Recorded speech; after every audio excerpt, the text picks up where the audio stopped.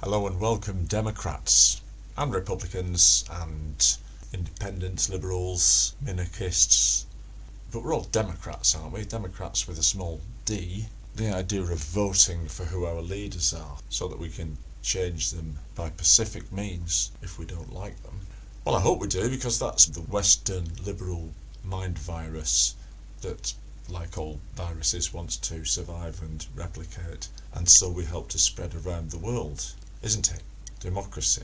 It might not be perfect, but it's the best we've come up with. Or to paraphrase Winston Churchill, it's the worst apart from all the others. Well, as I've said before, we really should begin by defining our terms. So, there we go, democracy.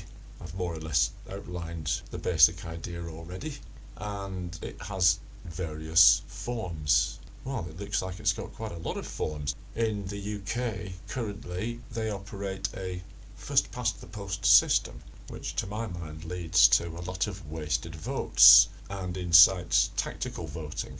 So all kinds of systems have been devised in order to give some counterweight to this. There are ones with various rounds, there are ones where it's proportional, ones where you rank your choices from 1 to 3, etc.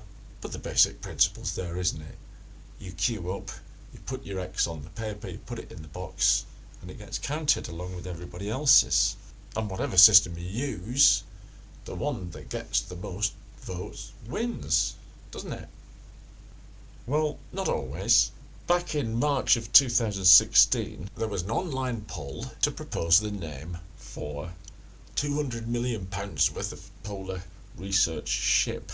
It was James Hand of BBC Radio Jersey who copied a previous character name of Hooty McOwlface and suggested Boaty McBoatface, and it won with 10 times more votes than the second placed suggestion, and that's why we have a polar explorer ship called Boaty McBoatface.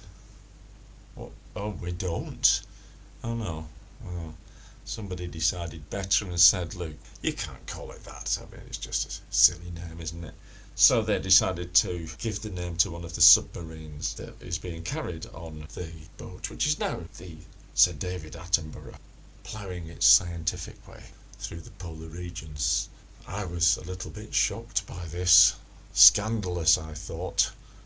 The people voted. There was a clear winner.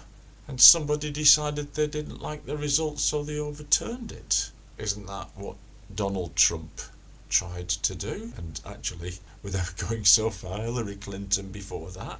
And the questions about the George Bush I election with the hanging chads. And there's even a cloud over the JFK election, now that historians are scrabbling around.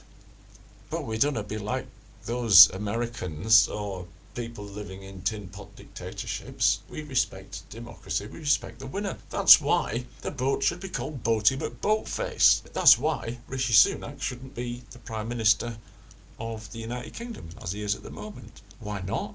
Well, that was a bit of internal politicking by the Conservative Party, where the rules say the membership elect the head of the party.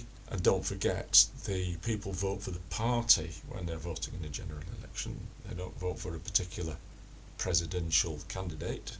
The Prime Minister represents that party. So my complaint isn't that he's unelected, in inverted commas, which strictly speaking he is, but the previous incumbent, who'd been voted in quite clearly by the Conservative Party members themselves, was turfed out of the job after about 40 days. Lasted about as long as Brian Clough did at Leeds United. So that democratic vote got overturned as well. Does nobody worry about this? And if you're a Brexiteer, you can shove more fuel on this fire saying, well, Brexit won the referendum. Not many of the pieces got moved afterwards. There seemed to be so many spanners in the work, it didn't really happen. It took years and years and years. Didn't matter, they got another chance in 2019. And Boris Johnson ran almost exclusively on Get Brexit Done. He got a whopping majority to get Brexit done. And yet it still felt like wheels were in motion, not to effect, in inverted commas, the will of the people. Scotland, back in 2016, had a referendum on whether it should seek independence. It was a once-in-a-generation chance as it was billed at the time. And the Scots narrowly voted to stay in the Union. Now, reminding me rather of a comedian's joke. I can't remember who, unfortunately, but the joke is, I've just come back from the holiday of a lifetime.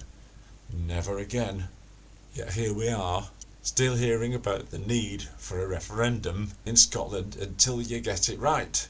And that's just one example. You could probably think of others dotted around the world where us, Joe Public, is asked what we think and we get what we want as long as it falls within certain parameters.